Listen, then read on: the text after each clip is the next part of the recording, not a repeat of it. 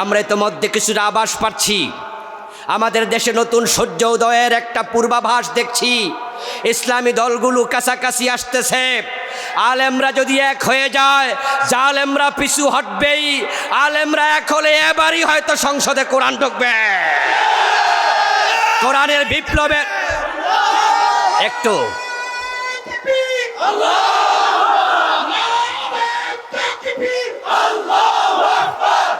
প্রিয় ভাইয়েরা, বাংলাদেশের ইসলামী বিপ্লবের জন্য অস্ত্র হাতে নিয়ে যুদ্ধের প্রয়োজন হবে না। আপনারা জান দেওয়ার জন্য রাস্তায় চলে যাওয়ার এবার প্রয়োজন হবে না।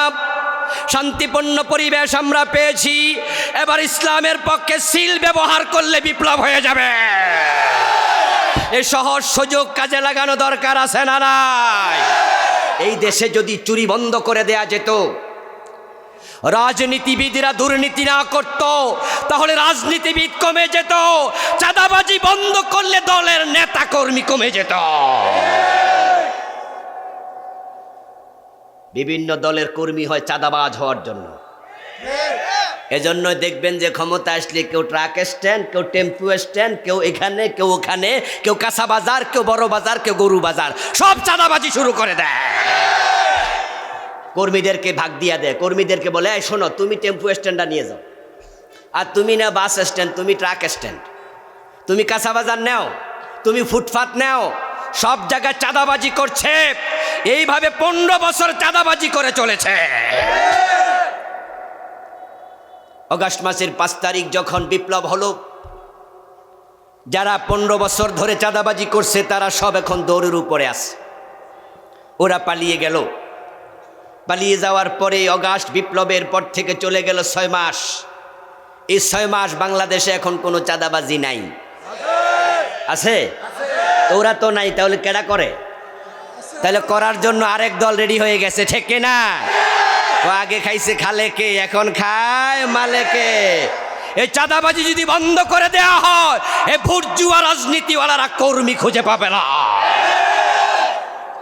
আউযু বিল্লাহি মিনাশ শাইতানির রাজীম।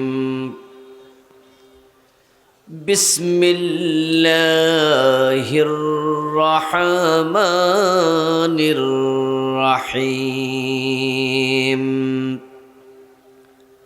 ইয়া আইয়ুহাল্লাযীনা আমানু দুখুলু ফিস-সিলমি কাফফা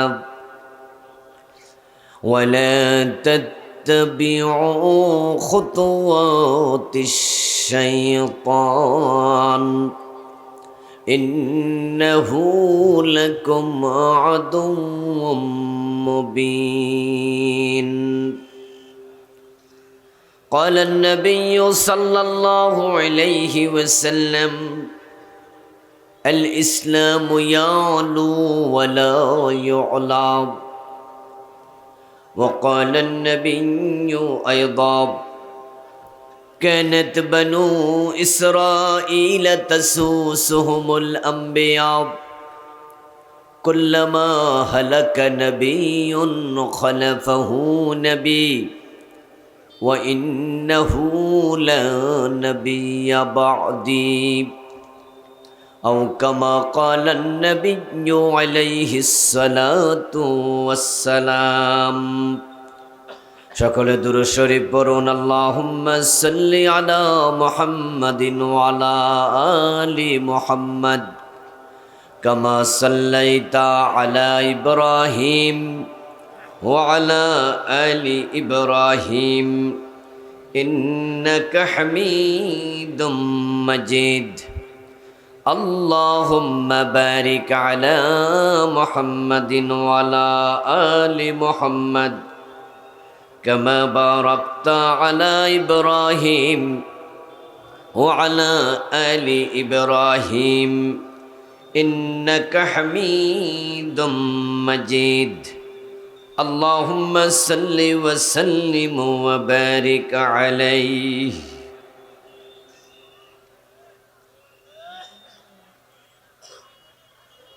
মাইঠার দিয়া জামে মসজিদ কমিটি, ইসলামী পাঠাগার ও সমাজ কল্যাণ পরিষদ কর্তৃক আয়োজিত দুদিনব্যাপী ২৮তম ঐতিহাসিক তাফসিরুল কোরআন মাহফিলের সম্মানিত সভাপতি মহতারাম আলহাজ মোহাম্মদ ফখরুল আলম তালুকদার সাহেব, আজকের মাহফিলের সম্মানিত প্রধান আলোচক, ইনশাআল্লাহ আমার পরে যিনি আলোচনা করবেন, বিশিষ্ট মুফাসসির কোরআন, নন্দিত আলেমে দ্বীন, আমাদের সকলের প্রিয়জন, প্রিয় মানুষ, মুফতি মাওলানা আমির হামজা। আল্লাহ তাআলা ভাইয়ের কণ্ঠকে দ্বীনের জন্য কবুল করুন। আলোচনা উপস্থাপন করেছেন মুহতারাম মাওলানা হুসাইন আহমদ মাহফুজ সাহেব। করবেন, সুযোগ পান নাই। ইসলামী সঙ্গীত কইছেনি, ইসলামী সঙ্গীত শুনিয়ে আপনাদেরকে উজ্জীবিত করেছেন। সময়ের অত্যন্ত সচেতন, তুখোর, মেধাবী সঙ্গীত শিল্পী, যিনি সুরকার, গীতিকার, আবৃত্তিকার এবং অভিনয় শিল্পী, আবার বিভিন্ন মাহফিলে দেখি বক্তা। আমাদের প্রিয়জন, প্রিয় ভাই শিল্পী কবির বিন সামাদ, আল্লাহ ভাইয়ের কণ্ঠকে বিস্ময় ছড়িয়ে দিন। উপস্থিত মুহতারাম উলামায়ে কেরাম, ইসলাম প্রিয় তৌহিদি জনতা, পর্দার অন্তরালের সতী সাধবী, সম্মানিতা মা ও বোনেরা, আমার দিনী ভাইয়েরা, আপনারা কেমন আছেন? মাশাআল্লাহ, আল্লাহ শুকরিয়া, যিনি আমাদেরকে চমৎকার আয়োজনের সাথে সম্পৃক্ত হওয়ার সুযোগ দিলেন। আজকের এই বিশাল মাহফিল থেকে আমরা আমাদের রব আল্লাহকে কৃতজ্ঞতা জানাই। সকলে মিলে একবার কালিমাত শুকর ফরি আলহামদুলিল্লাহ। প্রিয় দিনী ভাইয়েরা, আমি আপনাদের সম্মুখে পবিত্র কোরআন মাজিদ থেকে সূরাতুল বাকারায়ের ২০৮ নম্বর আয়াতে কারিমা তিলাওয়াত করেছি। নবীজি সাল্লাল্লাহু আলাইহি ওয়াসাল্লামের পবিত্র মুখ নসৃত দুখানা ছোট ছোট হাদিস পাঠ করেছি। আল্লাহ তাআলা তৌফিক দিলে এখান থেকে কিছু কথা বলবো ইনশাআল্লাহ। আল্লাহ তাআলা সূরাতুল বাকারায়ের ২০৮ নম্বর আয়াতে এই ধরাধমে যত ঈমানদার আছে তাদেরকে ডাকলেন ইয়া আইয়ুহাল্লাযীনা আমানু বলে। তিনি বললেন, এই ঈমানদারেরা, তোমরা যারা ঈমান এনেছো, উদখুলু ফিস সিলমি কাফা, তোমরা ইসলামে পরিপূর্ণ প্রবেশ করো। যারা মুমিন তাদেরকে ইসলামে পরিপূর্ণ প্রবেশ করার জন্য অর্ডার করলেন কে? আল্লাহ। আল্লাহর আদেশ পালন করা নফল না ফরজ? বাংলাদেশের মুসলমান রাষ্ট্রীয় জীবনে ইসলাম মান্য করে চলছে তো?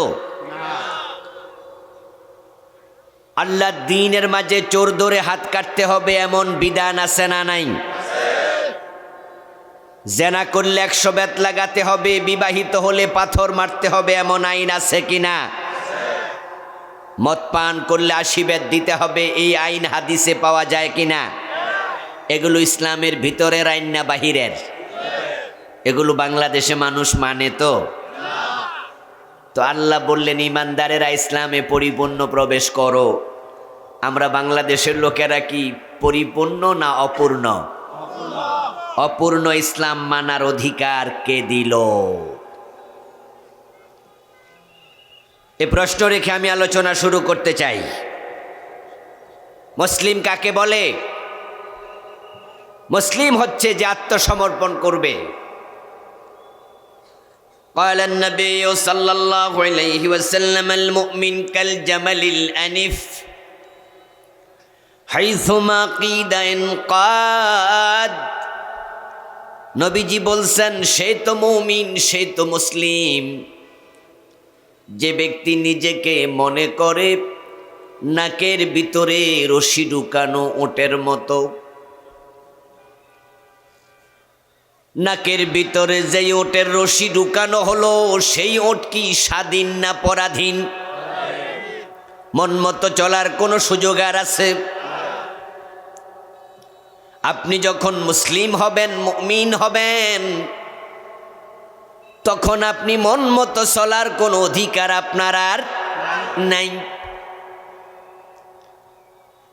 নাকের ভিতরে রশি ঢুকানো ওট, মালিক টানে যেদিকে কদম দেয় সেদিকে,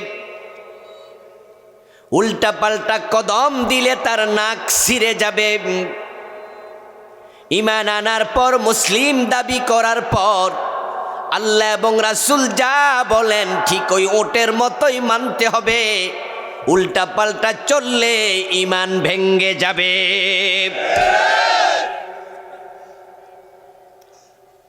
ইয়া আইয়ুহাল্লাযীনা আমানু দুখুলু ফিস-সিলমি কাফা, ও ঈমানদারেরা ইসলামে পরিপূর্ণ প্রবেশ করো। আল্লাহর আদেশ মানা নফল না ফরজ? তিনি রোজা রাখতে বলেছেন, রোজা ফরজ। তিনি নামাজ পড়তে বলেছেন, নামাজ ফরজ। তিনি ইসলামে পরিপূর্ণ প্রবেশ করতে বলেছেন, ইসলামে পরিপূর্ণ প্রবেশ করাও ফরজ। এই ফরজ আমরা পালন করছি না লঙ্ঘন করছি? জোহর পড়লেন, আসর পড়লেন না। যে ব্যক্তি আজকে আসর পড়ে নাই, তাকে যদি জিজ্ঞাসা করা হয় তুমি আসর পড়েছ, বলে না। লোকটা নামাজি না বেনামাজি? রমজান মাস চলছে ধরেন, রোজা রাখে নাই, জিজ্ঞাসা করা হলো রোজা রেখেছ, কয় না। সে রোজাদার না বেরোজদারি? তো ঠিক যেই জায়গায় ইসলাম মানা দরকার, যেমন আদালত, সংসদ ভবন, বিচারালয়, অর্থনীতি, সমাজনীতি, রাজনীতি, ব্যক্তি জীবন, পারিবারিক জীবন, আন্তর্জাতিক বলয়, সব জায়গায় ইসলাম মানা আপনার জন্য আবশ্যক। নামাজ রোজার মতোই। এখন নামাজ না পড়লে বেনামাজি, রোজা না রাখলে বেরোজদারি। ইসলাম যেখানে যে গণ্ডিতে মানেন নাই, সেখানে আপনি বে-ইসলামি। ঠিক ওই জায়গায় মুসলিম দাবি করার কোনো অধিকার নাই।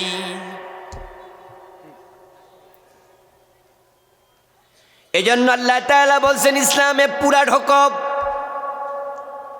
তুমি যদি জীবনের কোন অংশে ইসলামের বাহিরে থাকো, ওই অংশে তুমি মুসলিম না। আর আল্লাহর দিন মানার নিয়ম হলো, মানলে ফুরা, অর্ধেক মানার কোনো অনুমতি নাই। আপনি মুমিন হবেন কি হবেন না, আপনি মুসলিম হবেন না কাফের থাকবেন, এটা আপনার ব্যাপার। কিন্তু মুমিন যখন হবেন, মুসলিম যখন হবেন, তখন অর্ধেক মানার সুযোগ আপনার আর। আপনি হিন্দু হন, বৌদ্ধ হন, আপনি ইসলাম থেকে বেরিয়ে যান, কাফের হয়ে যান, এটা আপনার ব্যাপার। কোরআনে আল্লাহ বলছে, ফামান শাআ ফালইউমিন ওয়া মান শাআ ফালইয়াকফুর। কোরআনে আল্লাহ বলেন, তোমাদের মাঝে যে চায় সে যেন মুমিন হয়, আর যার ভালো লাগে না ইসলাম, সে কাফের হয়ে যাক, আমি আল্লাহর কিছু আসে যায় না। যারা ইসলাম গ্রহণ করে নাই কাফের, আল্লাহ কি জোর করে কাউকে মুমিন বানায়? বরং নবী মুহাম্মদ সাল্লাল্লাহু আলাইহি ওয়াসাল্লামকে আল্লাহ জোর করতে অনুমতি দেন নাই, বরং বলেছেন, ফাযাক্কির ইন্নামা আনতা মুযাক্কির লাস্তা আলাইহিম বিমুসাইতির। ও নবী, আপনি নসিহত করুন, উপদেশ দিন। আপনাকে উপদেশ দেওয়ার জন্য পাঠাইছি, আপনাকে জোর করার জন্য পাঠাই নাই। লা ইকরাহা ফিদ্দীন, দিনের ব্যাপারে বাড়াবাড়ি নাই। ঈমান আনেনি, কাফের থেকে গেছে, তাদের ব্যাপারে আপনি বলে দিন, লাকুম দীনুকুম ওয়ালিয়া দিন, তোমাদের ধর্ম তোমরা মানো, আমারটা আমি মানব। ইসলাম যে নেয় না তাকে আল্লাহ জোর করতে বলে নাই, কিন্তু মুসলমান হওয়ার পর ইসলামের বাহিরে চলার অধিকার দেয় নাই। উদখুলু ফিস সিলমে কাফা ইয়া আইয়ুহাল্লাযীনা আমানু, ঈমানদার, আপনি কাফের হইলে আপনারে আল্লাহ ডাকে নাই, আপনার সাথে আল্লাহর কোনো কথাও নাই, আপনার মন যা চায় তাই করেন। কিন্তু ইয়া আইয়ুহাল্লাযীনা আমানু, ঈমান যদি আনো, ঈমানদার, উদখুলু ফিস সিলমে কাফা, ঈমান যেহেতু আনছো অর্ধেক ঈমানওয়ালা হইবা না, ইসলামে পুরা ঢোকো। কনসেপ্ট বুঝতে হবে, কনসেপ্ট ক্লিয়ার করুন। আমাদের দেশের অধিকাংশ মুসলমান মনে করে অর্ধেক ইসলাম তো আছে, অসুবিধা কি? কয়দিন না হয় জাহান্নামে জ্বলে আবার জান্নাত তো পাবই। এই জন্য নামাজও পড়ে সুদও খায়, এমন নামাজি আছে না নাই? রোজা রাখে, রোজার মাসে ঘোষ খায়, এমন অফিসার আছে কিনা? রোজা আছে, এজন্য ঘোষ ডাইরেক্ট হাতে নেয় না, ডয়ারে রাইখা যান। রোজার দিন গোশ খাই কেমনে, ডয়া টান দিয়া কয় খামে বইরা রাইখা যান, মাগরিবের নামাজ পইরা গন্যা দেখমু, প্রবলেম হইলে ফোনে জানামু। এখন রোজার দিন গোশ হাতে নেই কেমনে? রোজা রাখে, গোশ খায়, মাথায় টুপি দিয়া ওজনে কম দে, মালে বেজাল দে, এমন ব্যবসায়ী আছে না নাই? নামের আগে আলহাজ, অথচ বইনের হক দেয় না, জোর করে ভোগ করে, এমন জালেম হাজি আছে না নাই? তুমি ইসলাম কিছু মানো, কিছু মানো না। মসজিদে যখন যায় তখন আল্লাহর আইন সিরিয়াসলি মানে। সবাই মিলে ডান পা দিয়ে মসজিদে ঢোকে, বাম পা দিয়ে বের হয়, আল্লাহু আকবার বলে নামাজ শুরু করে, সালাম ফিরিয়ে নামাজ শেষ করে। ইমাম যদি মাগরিবে 2 রাকাত পড়ে সালাম ফিরায়, তাহলে তার ছেলেও যদি মুক্তাদি হয় বাবারে লোকমা দেয়, সার দেয় না। কারণ নবী মুহাম্মদ 3 রাকাত মাগরিব পড়েছে, তাই কাবার ইমাম ভুল করলে কাবার ইমামেরও সারে না। যদি মুরিদের সামনে ফির সালাম ফিরা ইমামতি করতে যায় 2 রাকাত পড়ে, মুরিদও ফিরের সারে না, লোকমা দেয়। আমার রাসূলকে এমন মানা মানে মসজিদে কাউকে সার দেয় না, অথচ এই মানুষগুলা রাসূলকে মেনে আদালতে একটা মামলার রায় দেয় না। ঠিক না? রাসূলুল্লাহকে মেনে মসজিদে নামাজ পড়ছে, মুখে দাড়ি রাখছে, মাথায় টুপি দিচ্ছে। আবার যখন আমরা বলি যে নবীকে অনুসরণ করে মসজিদে নামাজ পড়ো, ওই নবী মুহাম্মদ তো 10 বছর মদিনা প্রেসিডেন্ট থেকে কোরআন দিয়া চালাইছে, রাসূলের কোরআন দিয়া দেশ চালাও, তখন তো চালায় না, উল্টা আমাদেরকে জঙ্গিবাদ, মৌলবাদ, রাজাকার বলে গালি দেয়।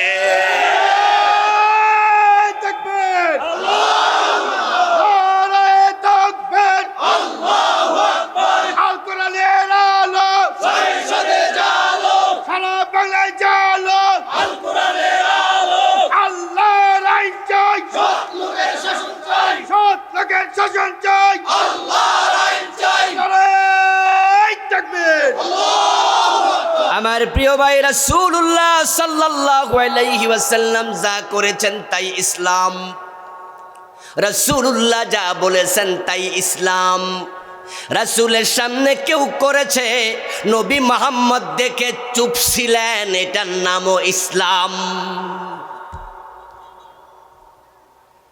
কোরআন এবং হাদিসই হলো ইসলাম।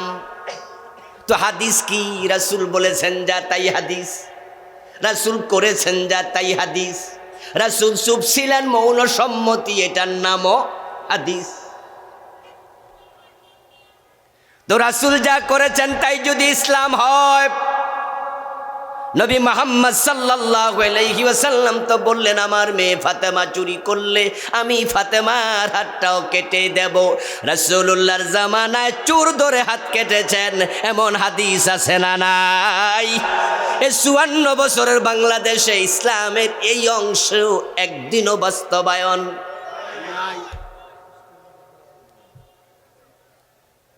ইসলাম আমরা মানতেছি না তা নয়, আমরা ইসলাম আংশিক মানছি, আর বাকিটুকু আমরা শিথিলতা প্রদর্শন করছি, মানছি না। আল্লাহ তাআলা এই জাতীয় লোকদের ব্যাপারে কোরআনে বলছেন, ফাতুমিনুনা বিবাদিল কিতাবি ওয়া তাকফুরুনা বিবাদ ফামা জাযাব। ইসলাম যারা কিছু মানবে কিছু মানবে না, কোরআনের কিছু বিশ্বাস করে কিছু বিশ্বাস করে না।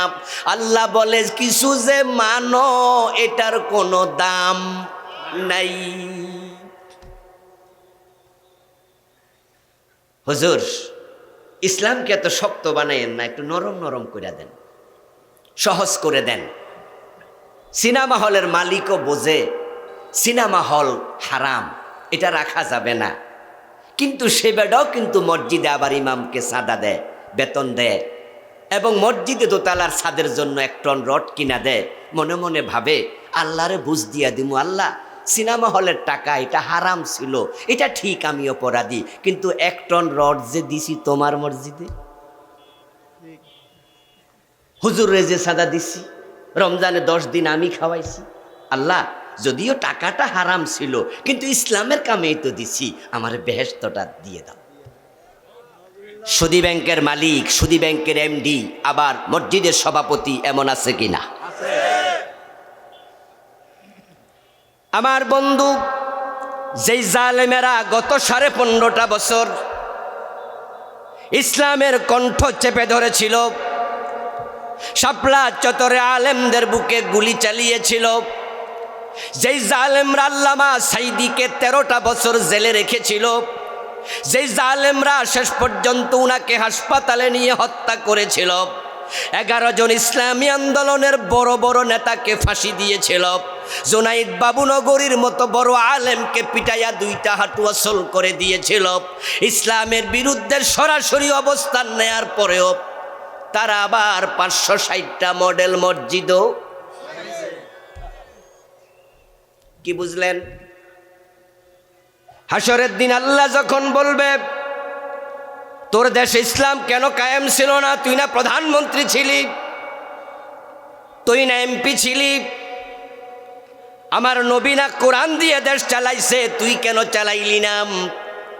তখন আল্লাহকে বলে দেবেন যে, আল্লাহ এটা আমার ভুল ছিল, সরি, আমি পারি নাই, তবে 560টা মসজিদ তো বানাইছি। আল্লাহ তাআলাকে বলে দেবেন যে, আমি তো নামাজ পড়ছি, গোশ খাইলে কি হইছে? গোশ খাওয়া হারাম, নামাজ তো ফরজ, এজন্য আমার জান্নাত দেও। আপনারা যে চালাকি করবেন আল্লাহর সামনে অর্ধেক ইসলাম নিয়ে যাইয়া, এটা আল্লাহ আগেই জানেন, তাই বলছেন ফামা জাযাব। যারা ইসলামের কিছু মানবা কিছু মানবা না, তোমাদের জন্য আমি আল্লাহর কাছে কোনো পুরস্কার নাই।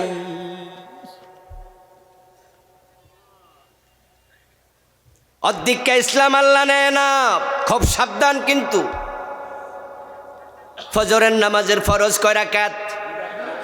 সবাই কথা বলতে হবে, বলুন না কয় রাকাত?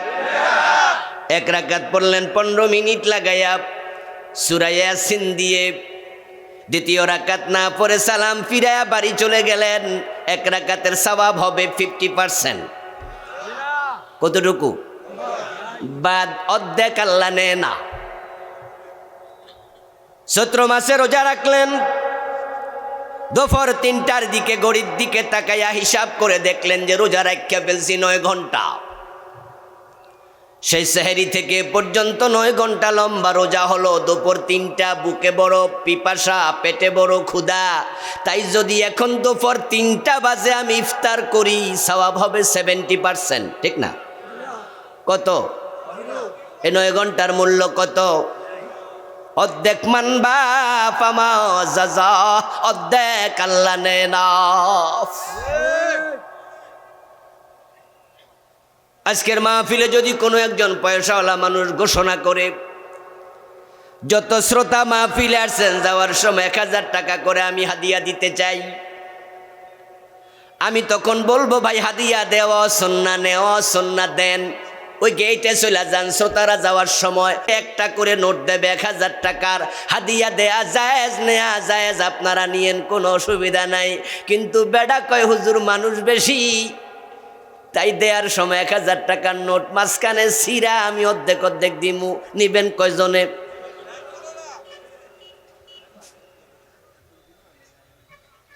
এক 1000 টাকার নোটের এই পাশে ওই পাশে ভালো করে তাকায়া দেখেন, ইংরেজিতেও 1000 লেখা, বাংলাতেও, আমাদের মানে অঙ্ক বাংলা ভাষার আর কি, ইংরেজিতেও 1000, বাংলায় লেখা 1000, কিন্তু মাঝখান দিয়া ছেঁড়ার পরে এটার দাম কত?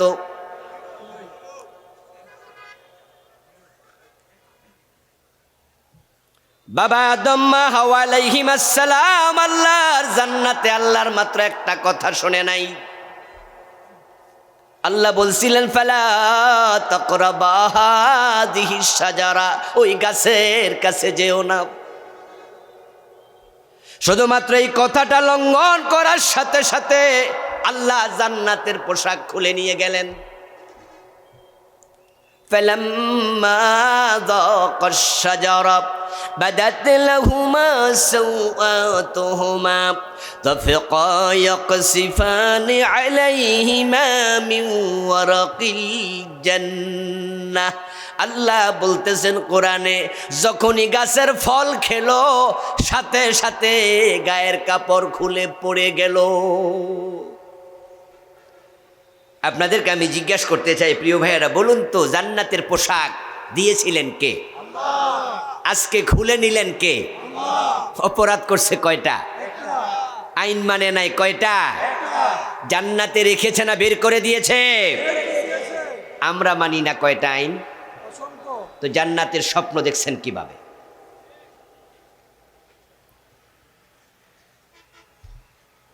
হযরত আদম মা হাওয়া আলাইহিমাস সালাম দুইজন আল্লাহর একটা মাত্র কথা শুনলেন না, আল্লাহ তাআলা কাপড় খুলে নিলেন। এই আলোচনা আল্লাহ কোরআনে যদি না করতেন আমরা জানতামও না, কারণ সেখানে আমরা ছিলাম না। কিন্তু কোরআনে আল্লাহ বলে বুঝান, আদমের সন্তানেরা, তোমাদের বাবা তোমাদের মা আমার একটা আইন মানে নাই, আমি পোশাক খুলে নিয়ে গেছি। আর তোমরা ডজন ডজন আইন বাদ দিয়া সে জান্নাতের পোশাক পরবার স্বপ্নে কেমনে দেখো?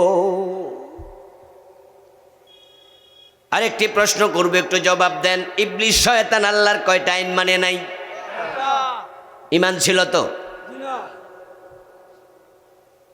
আবা ওয়াস্তাকবারা ওয়া কানা মিনাল কাফিরিন। একটা কথা শুনে নাই, আল্লাহ কয় তুই বেঈমান, তোর ঈমান শেষ, কাফের।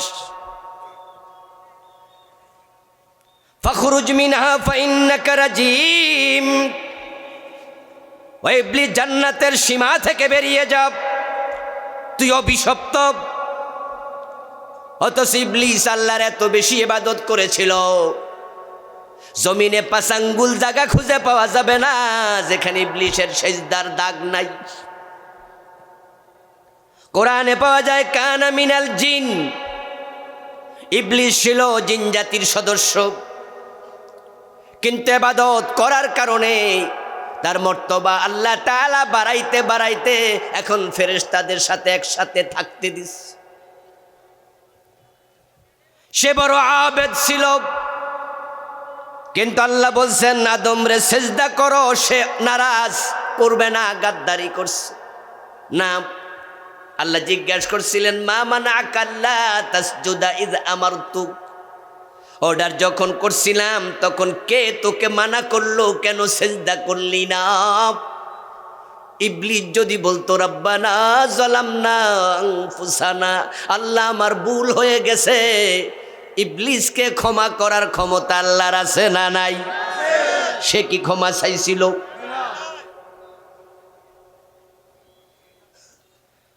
আদম আলাইহিস সালাম তওবা করেছে তাই ক্ষমা পেয়ে গেলেন। ও আদমের সন্তানেরা, কনসেপ্ট নেও। চোর ধরে হাত কাটো না, ডাকাত ধরে শুলে দেও না, জেনা করলে পাথর মারো না, মদ খাইলে আশি বেদ দেও না। কোরআনে আল্লাহ কয় আলা লাহুল খালকু ওয়াল আমরু, সাবধান, সৃষ্টি যার, আইন চলবে শুধু তার। আমার নবী 10 বছর চালাইয়া দেখালেন, আবু বকর, ওমর, ওসমান, আলী 4 খলিফা 30 বছর চালালেন। আমিরে মুয়াবিয়া রাসূলের বড় সাহাবী, তিনি চালাইলেন আবার 20 বছর। রাসূল এবং সাহাবারা 60 বছর কোরআন দিয়া দেশ চালাইয়া দেখালো। তোমরা এই কোরআনের একটা আইনও রাষ্ট্রীয়ভাবে মানতে চাও না। আমরা আলেমরা বুঝাই, তোমরা তাওবা করতেও রাজি হও না।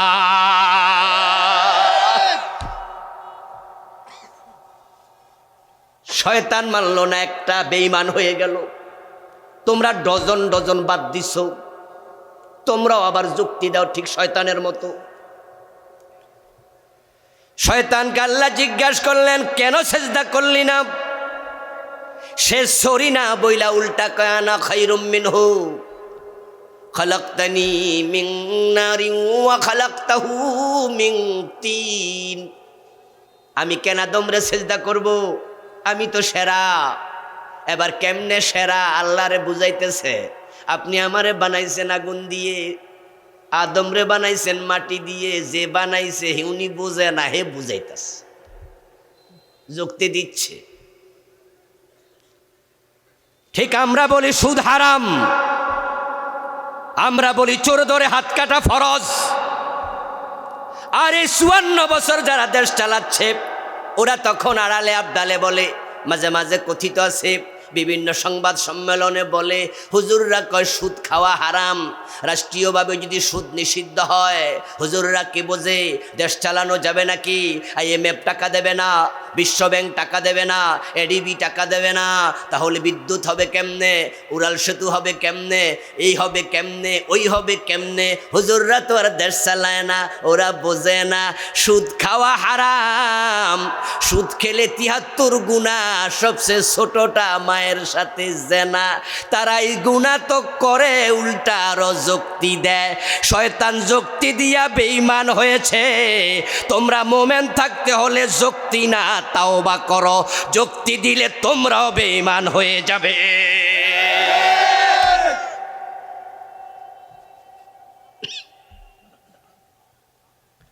এখন আপনাদের কাছে তাদের যুক্তির কি জবাব? বিশ্বব্যাংক তো ঋণ দেবে না সুদ ছাড়া, এশিয়ান ডেভেলপমেন্ট ব্যাংক ঋণ দেবে না সুদ ছাড়া, IMF ঋণ দেবে না সুদ ছাড়া। কথা তো ঠিক, তাহলে দেশ চলবে কেমনে? তার উত্তর আমরা কোরআন থেকে দিতে চাই। আল্লাহ তাআলা বলছেন, ওয়ালাউ আন্না আহলাল কুরা আমানু ওয়াত্তাকাউ লাফাতাহনা আলাইহিম বারাকাতিম মিনাস সামাই ওয়াল আরদ। সুবহানাল্লাহ পড়েন ভাইরা। আমাদের বিশ্বাস কার উপর? চিৎকার দিয়া বলুন তো, রিজিকের মালিক কে? সম্পদ কার হাতে? খনিজ পদার্থ মাটির নিচে যে থাকে, ওই স্বর্ণ, রৌপ্য, তেল, গ্যাস, এগুলো যে জমিনের নিচে থাকে, এগুলো দুনিয়ার কোন সরকার বানাইছে?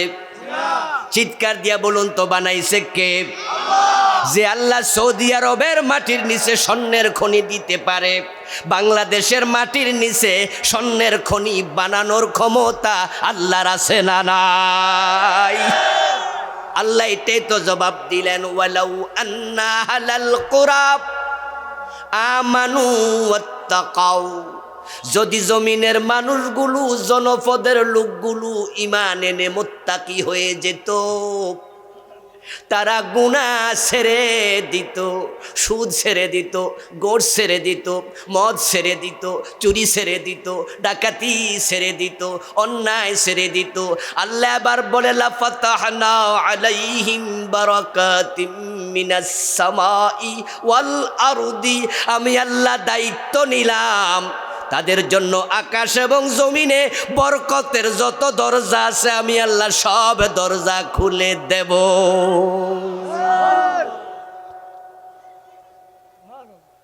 সৌদি আরবের মানুষ তারা তো না খেয়ে থাকতো, 2 দিন 3 দিন উপাস থাকতো রাসূলুল্লাহর জামানায়। আপনারা শুনেছেন আবু হুরায়রার হাদিস সহিহ বুখারীতে আসছে 3 দিন উপাস, সামান্য দুধের পেয়ালা দুধের জন্য পাগল হয়ে গিয়েছিলেন। লম্বা হাদিস যে রাসূলুল্লাহ আমার একটু দুধ খাওয়ায়। হযরত বেলাল আহলে সুফফার সদস্য মসজিদে নববীর বারান্দায় থাকে, রাসূলুল্লাহ জীবদ্দশায় বিয়ে পর্যন্ত করতে পারেনি। বউ পালবে কি দিয়া, গড় তো নাই। 70 জনের বেশি সাহাবী আহলে সুফফা ছিল। কত সাহাবী না খেয়েছিল, কিন্তু ইসলাম যখন মানতে শুরু করেছে এমন সমৃদ্ধি আল্লাহ দিয়েছে। হযরত ওমরের সময় জাকাত বিভাগের কর্মচারী জাকাতের টাকা কাঁধে নিয়ে ঘুরত, জাকাত খাওয়ার মতো লোক ছিল। যে সৌদি আরবের মানুষ 2 দিন 3 দিন উপাস ছিল, আজকে ওই সৌদি আরব তেল এবং স্বর্ণের খনির উপরে বাসতেছে।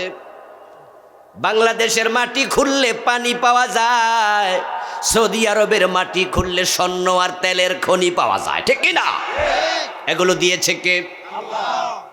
আমরা যদি সুদ ছেড়ে দেই, IMF এর কাছে যাওয়া লাগবে না, বিশ্ব ব্যাংকের কাছে যাওয়া লাগবে না, আমাদের রিজিকের দরজা খুলে দেন, ওয়াদা করেছেন স্বয়ং আল্লাহ।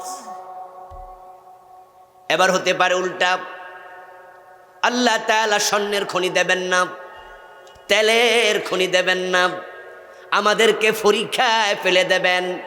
IMF লোন দেবে না, বিশ্ব ব্যাংক দেবে না, আমরা তাদের কাছে সুদি টাকায় লোন আনতে যাব না।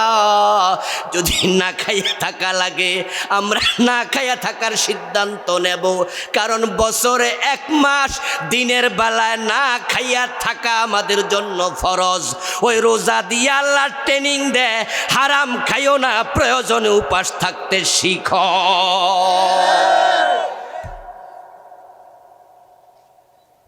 কিন্তু কোন খোড়া যুক্তি দিয়ে সুদের পক্ষে কথা বলা যাবে না। আমরা বলি চোর ধরে হাত কাটো, তারা তখন বলে হুজুররা কয় কি, এগুলো তো মধ্যযুগীয় আইন, চোরের যদি হাত কেটে দেয় চোর ভাত খাইব কি দিয়া? ওরে বাবারে, মানবতার দরদি, হাত কাটবে চোরের টেনশন করে নেতা। আমরা তো বলিনি নেতার হাত কাটতে, আমরা তো চোরের হাত কাটতে বলি। কিন্তু চোরের চেহারা কালো করে ইসলামকে মধ্যযুগীয় বলে টিটকারি করে। আসলে চোরের হাত কাটা ভাত খাওয়া নিয়ে টেনশন চোরের জন্য করে না, নেতা নিজেই তো দেখে আয়নার সামনে দাঁড়ালে আয়নার ভিতরে চোর দাঁড়াইয়া আছে। আয়নার সামনে খাড়াইলে নেতা কি দেখতে পায় আয়নার ভিতরে? এই দেশে যদি চুরি বন্ধ করে দেয়া যেত, রাজনীতিবিদরা দুর্নীতি না করত, তাহলে রাজনীতিবিদ কমে যেত। চাঁদাবাজি বন্ধ করলে দলের নেতা কর্মী কমে যেত। বিভিন্ন দলের কর্মী হয় চাঁদাবাজ হওয়ার জন্য। এজন্য দেখবেন যে ক্ষমতা আসলে কেউ ট্রাক স্ট্যান্ড, কেউ টেম্পু স্ট্যান্ড, কেউ এখানে কেউ ওখানে, কেউ কাঁচা বাজার, কেউ বড় বাজার, কেউ গরু বাজার, সব চাঁদাবাজি শুরু করে দেয়।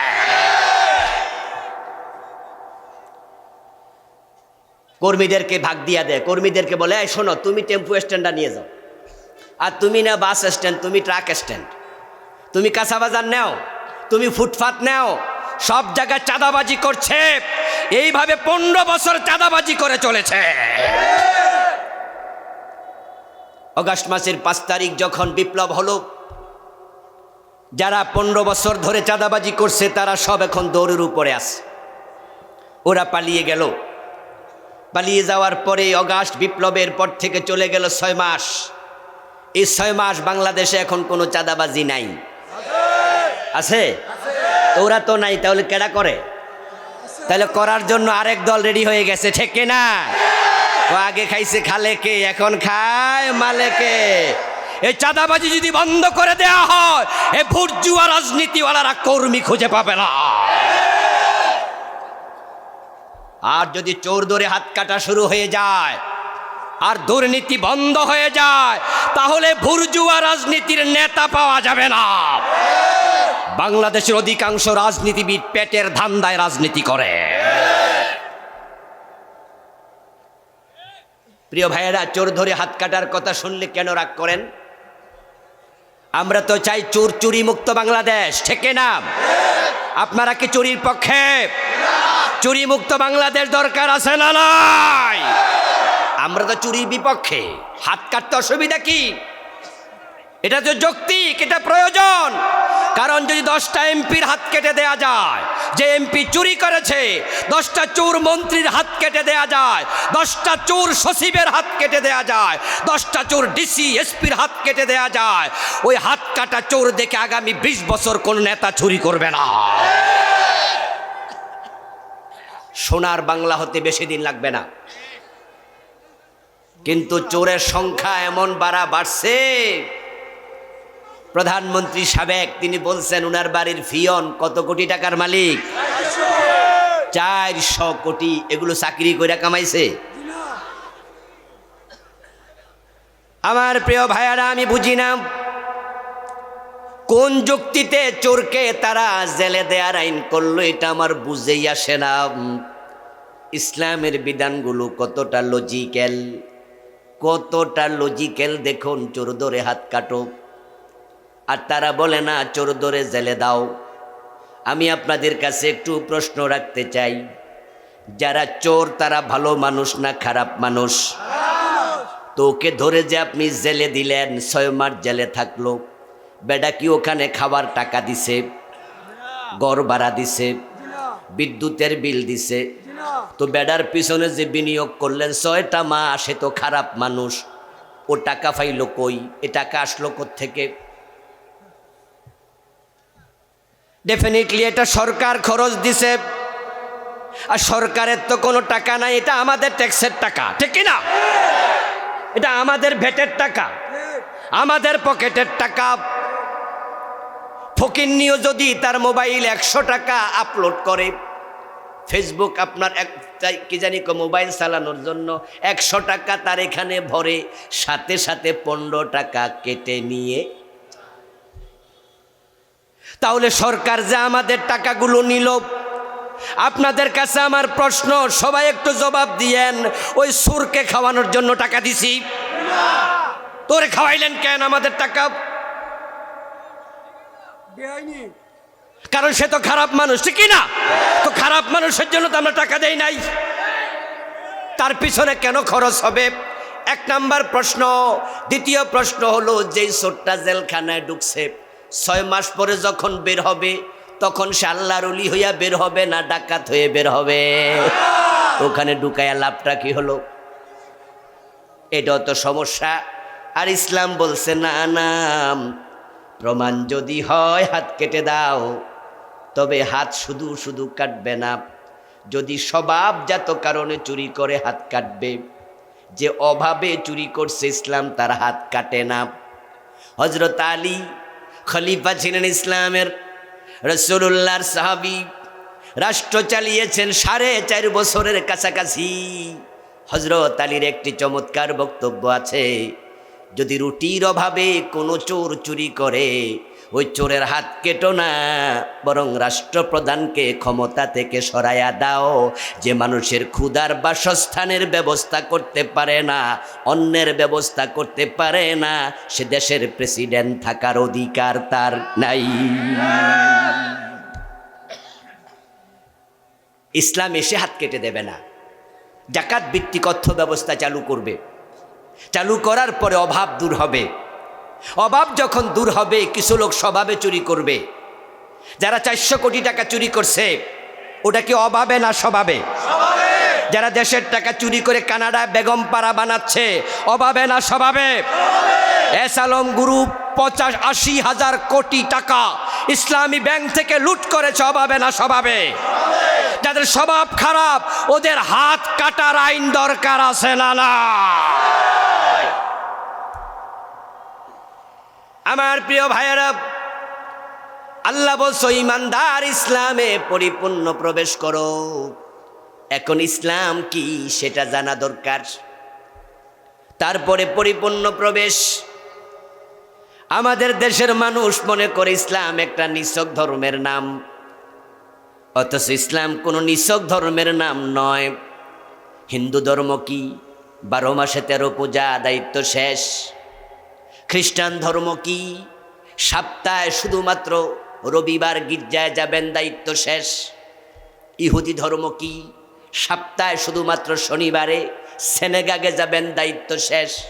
বৌদ্ধ ধর্ম কি? সপ্তাহে একবার ফেগোডায় যাবেন, দায়িত্ব শেষ। মুসলিম ধর্ম কি? দিনে 5 বার মসজিদে যাবেন, দায়িত্ব শেষ নাকি?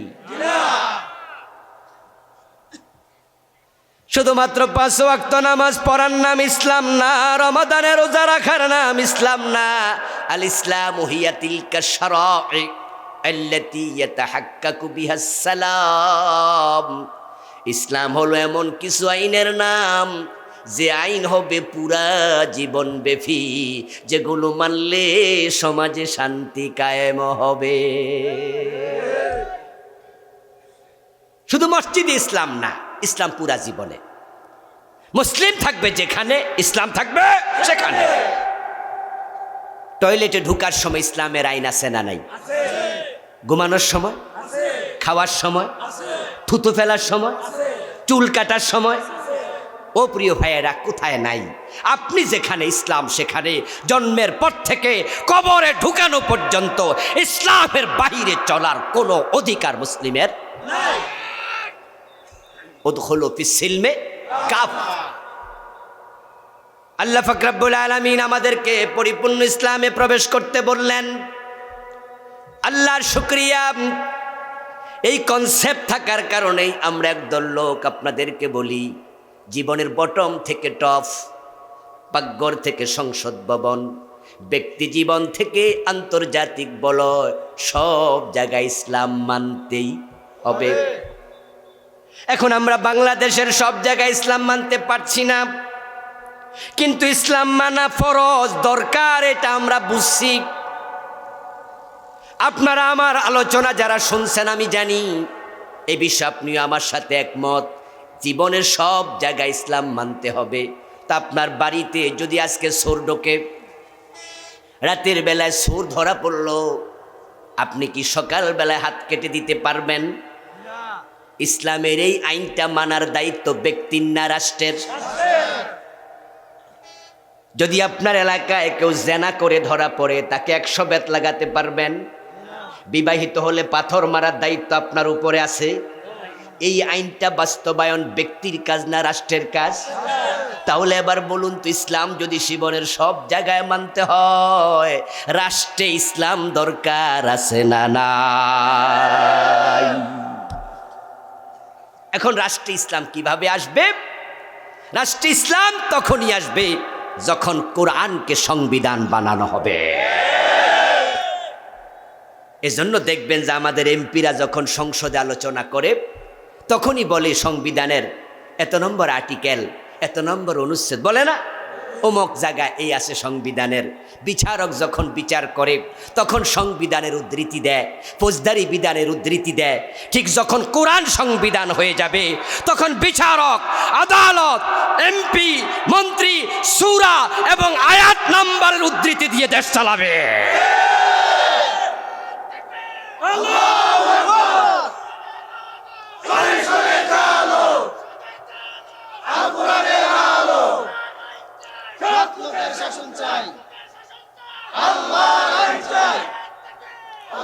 আমার প্রিয় ভাইরা, রাসূলুল্লাহ সাল্লাল্লাহু আলাইহি ওয়াসাল্লাম ইসলামের আইনগুলো মক্কায় থাকতে কায়েম করতে পারেন নাই,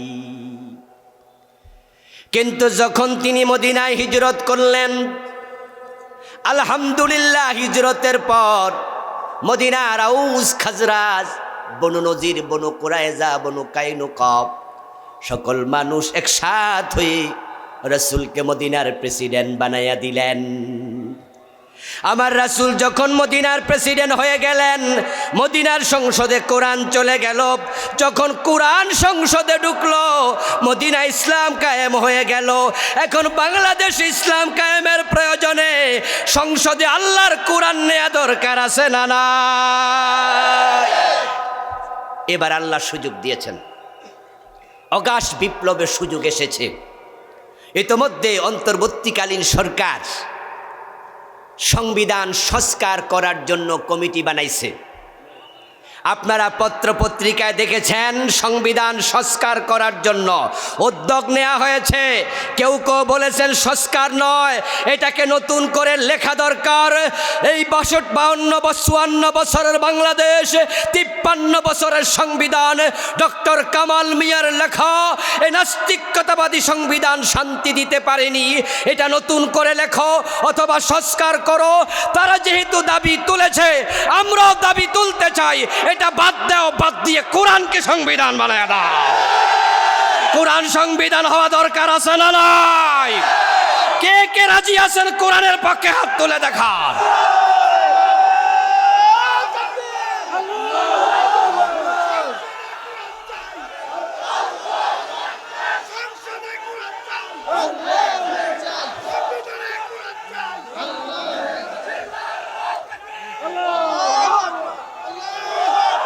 আমার প্রিয় ভাইয়েরা, হযরত ওমর যখন অর্ধ পৃথিবী শাসন করেছিলেন, হযরত ওমর যখন অর্ধ পৃথিবী শাসন করেছিলেন, উনার অর্ধ পৃথিবীর সীমানা ছিল 50 লক্ষ বর্গ মাইল, আর বাংলাদেশ হলো মাত্র 56,000 বর্গ মাইল। হযরত ওমর যদি 50 লক্ষ বর্গ মাইল কোরআন দিয়ে চালাতে পারে, 56,000 বর্গ মাইল চালানোর ক্ষমতা কোরআনের আছে না নাই? প্রিয় ভাইয়েরা, আসুন আমরা কোরআনকে সংবিধান বানানোর জন্য, ইসলামকে পরিপূর্ণ সারা জীবনে আমল করার জন্য কোরআনের দিকে এগিয়ে আসি। আল্লাহর কাছে সেই তৌফিক কামনা করছি। আজকের মাহফিলের সম্মানিত প্রধান অতিথি আমাদের প্রিয় ভাই মহতারাম মুফতি আমির হামজা, উনি এসেছেন। বক্তা এসে গেলে ছেড়ে দিতে হয়, এটাই নিয়ম। যতটুকু বলেছি, যতটুকু শুনেছেন, আল্লাহর কাছে দোয়া করি আল্লাহ তাআলা আমাদেরকে মানার তৌফিক দিন, বলি আমিন। হাযা মা ইনদি ওয়াল ইলমু ইনদাল্লাহ আলাইহি তাওয়াক্কালতু ওয়া ইলাইহি উনীব। আমাদের প্রিয় ভাই মুফতি আমির হামজার জন্য দোয়া করি।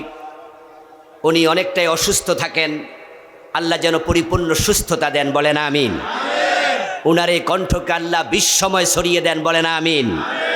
প্রিয় ভাইয়েরা, সময় সুযোগ আল্লাহ করে দিয়েছেন অগাস্ট বিপ্লবের মাধ্যমে। মনে রাখবেন, সুযোগ বারবার আসে না, আল্লাহর দেওয়ার সুযোগ এবার কাজে লাগাতে হবে। আমরা ইতিমধ্যে কিছুটা আভাস পাচ্ছি, আমাদের দেশে নতুন সূর্য উদয়ের একটা পূর্বাভাস দেখছি।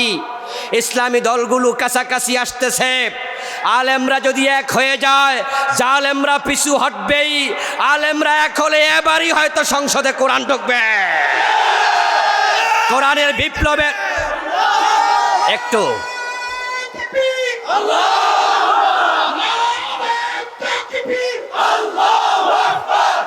প্রিয় ভাইয়েরা,